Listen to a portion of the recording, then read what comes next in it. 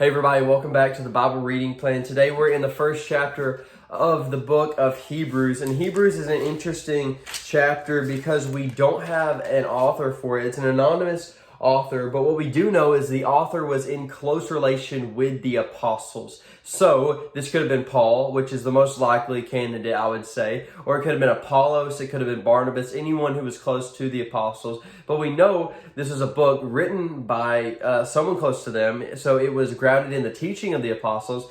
And we also don't really know who specifically this was written to. So we don't know the author, we don't know who it was written to, but we know we can collect from the words that this was written to someone, a group of people who really understood the traditions of Israel, of the Hebrews, and also knew the Torah like the back of their hand. So we can, educated guess that this is two Jewish Christians. These are two Jews trying to convince them that Jesus is God, or encouraging Christians who are already Christians but who are from Jewish descent. And because we see that because there are hints of Paul addressing the persecution that they are going through in this book. So the context aside, we see straight out the gate, the author says, long ago at many times in many ways, God spoke to our fathers by the prophets. But he says, he used to speak to us by the prophets, but now he's speaking to us through an even greater messenger, who is Jesus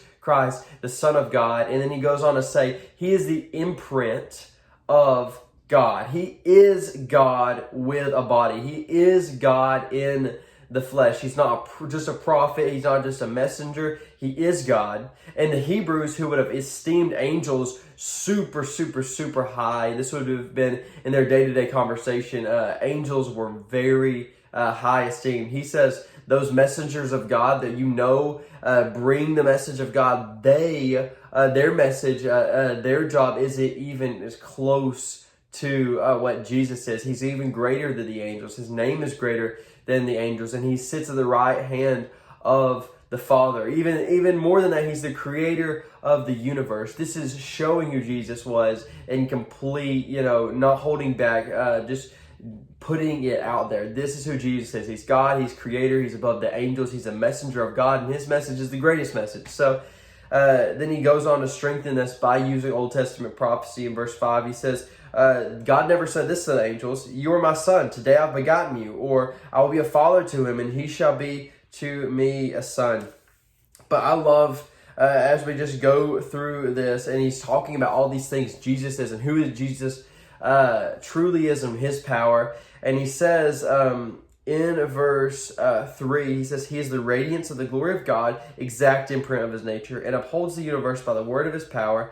After making purification for sins, he sat down at the right hand of God. After making purification of sins. And the author of Hebrews mentions this multiple times, that Jesus is not only is God, he's not only a good God, but he's a God who has come down in flesh, which means he's a God who knows our pain. He is a God who has been through the issues we have been through. He's a God that knows hunger, that knows loss, that knows hard times, that knows persecution, that knows, the valley of the shadow of death. That we're not alone because we have a God who's been where we are. We have a God who came down for us, even though when he didn't even have to, and he died a horrible death that we deserved, that he did not deserve, and he gave us his righteousness. And that's what I love about the Hebrews chapter 1, is he's showing this is who God is, and this is who Jesus is, and as we get this in our head, this is who Jesus is, and we look back at the cross, we say, whoa,